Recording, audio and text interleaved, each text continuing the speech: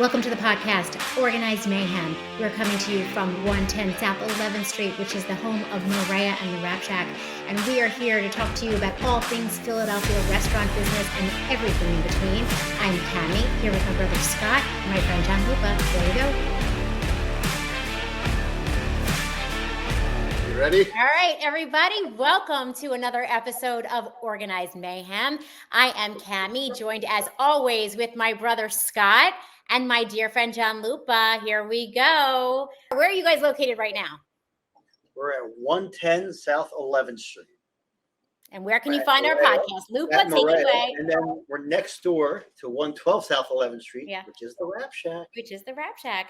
So always Morea and the Rap Shack. And how are you doing, John Lupa? So today we have the most special guest, right? Like a lot of these guests you know before I do, but I know him before you do. So we are here with my friend Ozzie, and I know him in a different context, right? I know him as everyone's favorite teacher at Shipley. Is that true? You're the favorite? I don't know. I highly doubt that. One of the favorites. And he introduced my daughter to a Shakespeare. So, and she had to deliver both of my daughters had to deliver a monologue. And if you're dealing with a middle school girl and having to get up on a stage and watching these kids transform from the beginning of the year to the end of the year under his teaching, it's a pretty wonderful thing. So without further ado, Ozzie, that we don't have to talk about your drama. But thank you so much for joining us. So this is a Philly podcast. We do talk about all things Philly. We love Philly. Don't worry about John Lupa, who's from Atlanta. We'll ignore him. But Ozzie, where are you from? Philly, West Philly. Philly. Born and raised in Philly. Yep. So good. So we all get it. We're all Philly proud because I don't think people move from Philly. Well, yeah, I travel a lot, but I've only been to a couple places that made me go, oh, I could live here. Yeah. Every time I go somewhere, after about like 10 days, I'm like, okay, I need to get back home. Yeah, there's just a Philly vibe. Like, it is what it is. There's a Philly vibe. I'm still in shock that I wanted to say it before, you were a basketball coach? Oh, yeah. I can't imagine. Don't do that. I can imagine. Don't do that. I was good. Like, my AAU team got all the way to nationals twice. Okay. Yeah, I trust you. I can see that. I mean, we got the brakes beaten off us when we got there, but nonetheless. Lupa over here thinks he can beat everybody in basketball, so I think you guys are going to play. Wait, who? Stop. Don't do that. Don't do that to me. See, again, underestimation. Listen, I love it. I got a whole pacemaker defibrillator, and you still don't want it. Well, I can say that I can't play for my life. But so I can't join you in that. But in terms of creating environments and setting the stage, Scott has to set a stage and Lupa has to set the stage for a fun night out, right? Like, so it is a place that, so you're somebody who, the way that we've crossed paths is that I know you in a different setting. I know you as an amazing teacher, but obviously you're a patron of Rap Shack and Morea. And like, what is it about those restaurants that you like, as somebody who likes to go into environments? Well, I could tell you, like, I like to drink. I like my old fashions and all that. And I've always been again, it's the same thing as we were talking about before. Like I like to go where it feels good.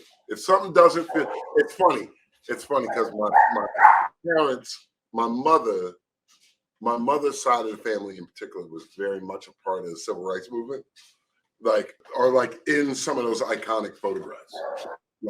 Like she's actually in one of the photographs of college students sitting at Woolworth counters to get them. And we always joke because I'm like, dude, I couldn't have done it. And she always says, well, why do you say that? And I'm like, because like all I have to do is feel like somebody does not want me someplace. And I'm leaving. Do you know what I mean? Like it's it. It's over. Like tone of voice will make me not come someplace ever again. Yeah. So, the vibe was just always good. And you can, as a director, you can tell that both of these places are directed. And what I mean by that is I first started coming to Morea, which is where we are right now. For the music, you said. Yeah, because of the music, right? And the music choices were very, very good. The bartenders were cool, and my drink of choice was made really well. And it's one of those, like, good to hear. You know, old fashions are one of those drinks that everybody doesn't necessarily make well. Yeah, leave me out true. of this. Leave me out. This freaking guy makes the worst old fashioned on him aside, him aside, you know, they were. Thank God he's not the bartender. Thank God.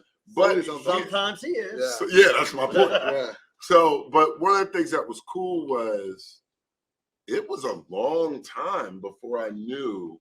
Like, I knew you. I knew that you were her brother. Mm-hmm. And I knew you owned this. Somebody had to, like, it was a long time before I knew you owned both places. They're like, right next door to each other. Yeah, but they're very different vibes. That's next door to you too. Right. Like you in this. Do you see what I'm saying? Yeah, well, I have both.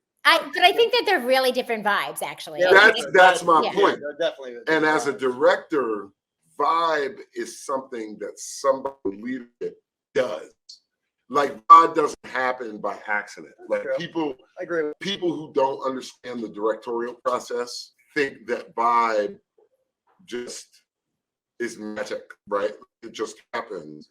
But they're decisions that you make, from casting to lighting to music, what's on this screen to what's on that screen to blah blah blah, that forces the public to go in different places. So, like, I had no idea that these two places were connected. That's and awesome. was coming here all the time. That's awesome. So, and we talk about that a lot, about vibe. We talk a lot about vibe and about music. And it's so interesting that, like, you're putting it in that way, because that obviously is what you're creating when you're creating a production. You're looking at music, 100%. lighting, talent. And, it's striking how similar, the things that Scott and Lupa and I talk about are to that. But doing this is theater. It's what it is. It's what it is. It's what it is. It's literally the same thing. Yeah. Wow. I love that. And so, like, what other things that are you working on right now, besides, like, outside of teaching, that, like, you're really passionate about, like, that are really exciting to you in your profession? I have a show called Child Support that just finished a run in Camden. We just did a run in Frenchtown in Jersey. It's like this little quaint town in Jersey, and we're in, like, Broadway negotiations for it right now. So that's what's it about? Child support, literally. Like, the woman, Head to the name. yeah, that's really what it's about. The woman who wrote it, her name is Desi Shelton, and she wrote the show for two people about her sort of art dealing with the child support process, and it's crazy. Like, it's in Camden, it's like an immersive show. So the block that we do it on, we turned the whole block into a Monopoly board.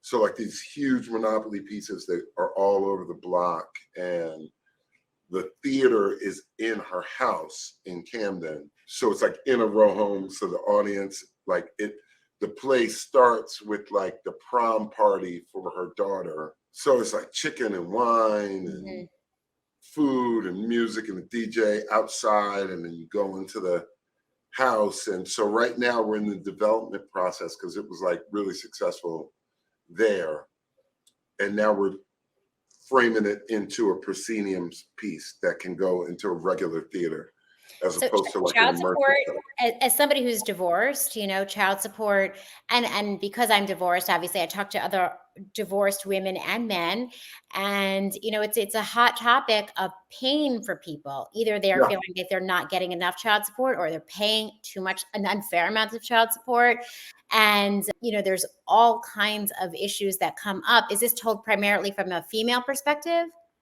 Well, yes, but she made a real effort in the writing to make sure she spoke her ex's opinion, because what she didn't want the show to be was like a anti-man. Yeah, that's what I'm saying. Like, she was really, like, when we worked on it, because I've been working on it with her from, like, the blank page, like when she first started.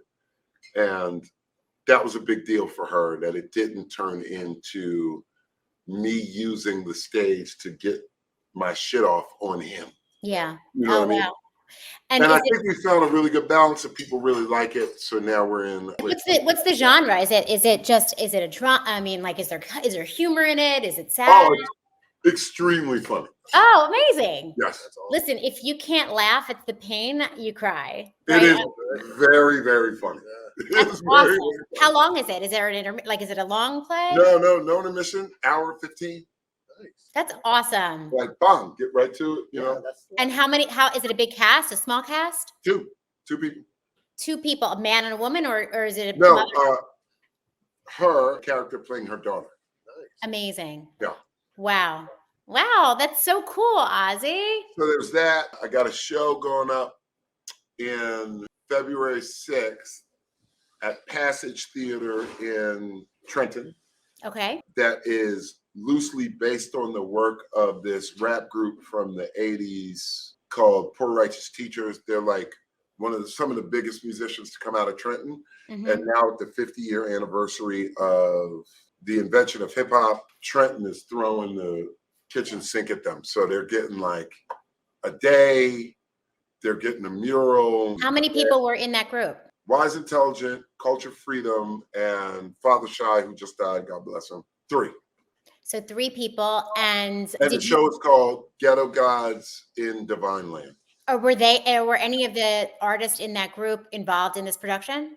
Only conversationally, like, Conversationally. you know, because we're all in our 50s now, right? So Can't play a 20-year-old. that's what I mean. Like, Wise, I think, is still making hip hop, but Culture, actually, I think he just got a Michelin star. Like, he cooks and has a catering business in Nashville. Nice. Nashville, wow. Yeah. See, again, with that crossover between the arts and the restaurants. Yeah, this is what I'm saying. So, I mean, they're involved in that, you know, we're in conversation, and I made music with them back in the day as well. So we've known each other for a long time. So, but they're not in it. You know what I mean? Is there music in the production? Oh, Yeah, there's a lot of music in the production. A lot of it, yeah. And who wrote the story? Brad Rich and Anthony. I'm sorry, dude. I totally forgot your Oh, last name. good. You're an artist. That's fine. He actually just won. Anthony just won the $10,000 Emerging Artist Barrymore Award in Philly. Wow. So Yeah. cool. And And so I'm when you said February, that's going to be ready to roll? Yes. That's awesome. Yeah. Okay, so like 2 really exciting projects that you're working on. That's awesome. Yeah. And I'm touring with Rennie Harris, who is a choreographer in Philly. I've been touring with him for years. So, I feel like Lupa and I are a little lazy Yeah, compared we're to boring. over We're here. boring. Yeah. but look, dude, I make 60 grand at Tripoli. If I didn't have other jobs, I'd freaking starve to death. You know what I mean? But it sounds like you are busy and you're doing something that you love. And when you're doing something that you absolutely love, like obviously nothing is perfect, but when you have something that you're passionate about and it doesn't feel like work and you're using your talent, then, you know, the money eventually comes. I like to believe, you know, it's if you're in the right space where your talent, you know, can shine. And Well, in my life, I've found money comes and money goes. And for sure, I found that. You know what I mean? And what I personally found is the way you have to be to make sure that money is always coming is a way I personally don't want to be. Like, me and my son were just having a conversation about this. Like, money, I think, is like art. Like, it's like anything else. Like, one of my best friends is so good at money. You know what I mean? Like, I went to college with him, and he did a real estate deal. His name's Rob Brown. If you see this, it's something I do. He did the real estate deal for the extension on the Denver airport. Nice. Do you understand what I mean? But when I met him at 17, like, he was clear, I am not interested in family. I'm not particularly in love with children. You know what I mean? I want to make a lot of money. And because of that, he has. Do you know what I mean? Like, he made a lot of it when we were in college. And he's from, like, you know, Cleveland, like a not necessarily, I don't even think he was middle class in Cleveland at the time, but he was just very, very clear that that's what he wanted. And of course, you know, I mean, I'd love to make a lot of money, but I don't want to be the way I would have to be to make sure that money is constantly at that thing is just not how I want to, as a person, feel every day. So Well, life is about give and take, right? So there is always something that, that you have to balance in life. And, we talk a lot about, the restaurant business. It's really hard to balance your personal life when you're in the restaurant business. everybody I know in the restaurant business, it's like 16-hour days all the time. Yeah. And it's also like in a time where people Like are not, literally, when our people are not working, right? So it's like Saturday nights are your biggest night. So, the time that you would be spending with a significant other, but the arts are going to be like that too. I mean, most people go see a show on an evening on a weekend or during the day on a weekend. And you've got a lot of things that are going on. It really is hard to have that balance for any of us and to know when enough is enough and to be happy with what we have, but all really, important lessons. And if you can do something that you love and sustain your lifestyle to the way you want to sustain your lifestyle, I think that's as rich as you could possibly be. listen, after 2 years ago, when I had this thing. And for those who are just listening to us, I'm he's happy pointing to to be his here. heart because he had an open heart surgery. So, yeah, for sure. I'm happy to be here. I'm not complaining. Okay. And so besides your old fashions that you love at the Rap Shack, what else do you love about the Rap Shack? Because I know that you're there often. No, just everybody's cool. Like I mean, usually I sit outside. Usually, Yeah, even in the wintertime, it could be raining. He's outside. He keeps it. I love it. That's how I do it. you know what I mean? Like I get like, and a lot of times I have to do like business on these things, Yeah. and I don't like doing business in my house. So a lot of times, come have a drink, say what's up to everybody, and then sit outside and work. Yeah. And I wondered, like, do you get any creative inspiration by just being around people, just like in general, like watching people, studying 100%. people? Mm-hmm. 100%. Because as a director, you have to get good at seeing human interaction, right? Like she doesn't like him. Right. And the way you can see she doesn't like him is the way she's sitting. So that when I'm in a rehearsal and I got to get the actors to execute, oh, you don't like him, I can refer to something I saw in the world.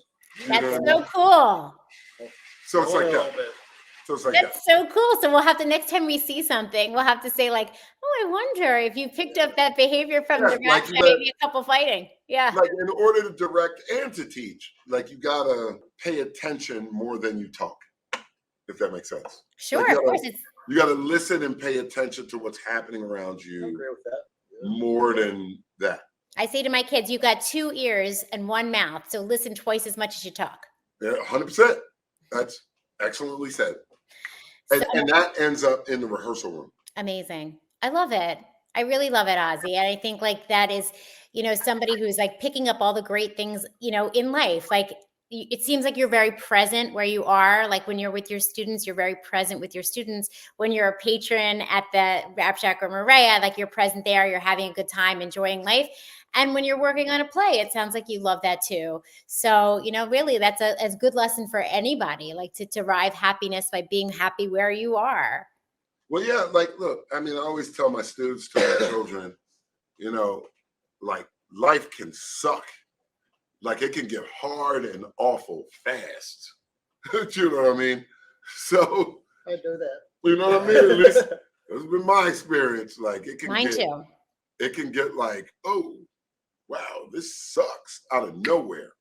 So, you can't, at least I don't feel like you can be walking around leaning into things being bad before they are. Right. You know what I mean? Like just enjoy the people you're around. It's like, because I have a daughter and I always tell her, like, if you're with a guy and, you're arguing all the time, like, Yeah. Yeah. you know what I mean? It's like, it's a cliche, but, most cliches work because they make sense, right? Yep. And like leave places that make you feel bad and go places that make you feel good. And Ozzie, John, and Scott, I think all get bad, and it's going to. 100%. You know what I mean? I mean, for all three of you, Ozzie, John, and Scott, I feel like, yes, life, it doesn't discriminate. It deals us all really tough times. But, when you're in an environment that lifts you up and you've created that environment for people to be an environment that lifts you up, you've done an amazing service. And I appreciate your time, Ozzie. I appreciate what you've done for my own children personally. And, the conversation. What? Your daughter's a sweetie pie.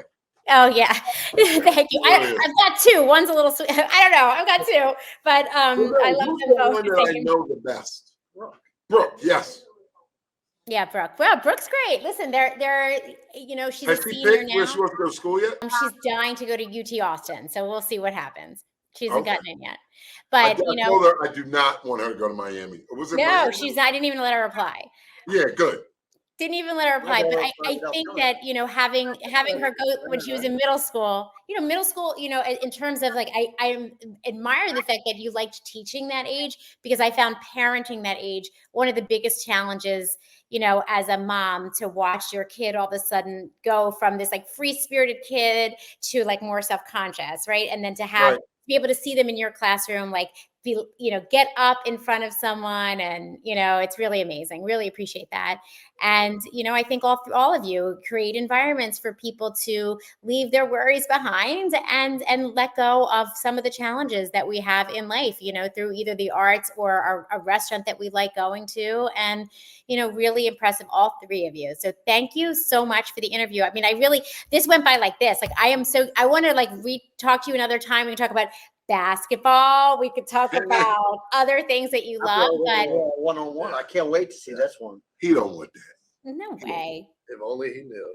He's just got to give me a couple more of these. What's this devil drink you just gave me? Yeah, it's we actually did. What's it called? Top Dog cocktail? Yeah. Oh yeah, we did last week. We did a cocktail with them. Yeah. Sheesh. Yeah. Good stuff. Yeah. Goes down easy. Shamelessly pitch us before. Scary stuff. Scary stuff. Good YouTube, stuff. Twitter, X, Facebook, at Organized Mayhem Podcast. Ozzie this week. Yeah. Scott, anything? Come visit holidays, us at guys. Morea, Yeah. 110 South 11th Street, or Rap Shack, 112 South 11th Street. Yeah. And I only talked about the drinks, but the food here is fantastic. It is fantastic. What's your favorite thing on the menu? It's been a while since I ate here, I was but just what about I to say, had, what has he eaten? I had the lamb thing. There was The you had lamb like gyro. a lamb. Lamb, No. In Lamb here, chops. Lamb chops. the lamb chops Very good. Yeah. Awesome, right? The food is so Unbelievable. good. was delicious. The food's good. And so, there's two plays to catch Ozzie in. One is called Child Support, and the second one, what was it called with the rap? Ghetto Gods in Divine Land at Passage Theater. Love it. Amazing. Wonderful. Amazing. And I really want to see Child Support as somebody who's like interested in that kind of stuff. So best of luck to you, to all of those It's super endeavors. good and it's very funny. Yeah, dying to see it. That's awesome. Everybody, is there anything else you want to plug before we hang up, before we stop? Nah. I would have plugged this basketball game between Lupa and Ozzie. I think this could be amazing. First of all, I love Lupa too much to watch him embarrass himself. Bully. Bullying for you. Why y'all bullying? Yeah. Love it. I love being underestimated. All right, well, so now you guys enjoy the night. Everybody treat Ozzie well. Right? Have a great time. And it was great talking. To you. Talking. Bye, guys. Bye. Thanks, everyone, for joining us today for Organized Mayhem Podcast. Check us out on YouTube, X, our website, rapshackpa.com, and moreaphilly.com for updates. Once again, welcome to the Mayhem.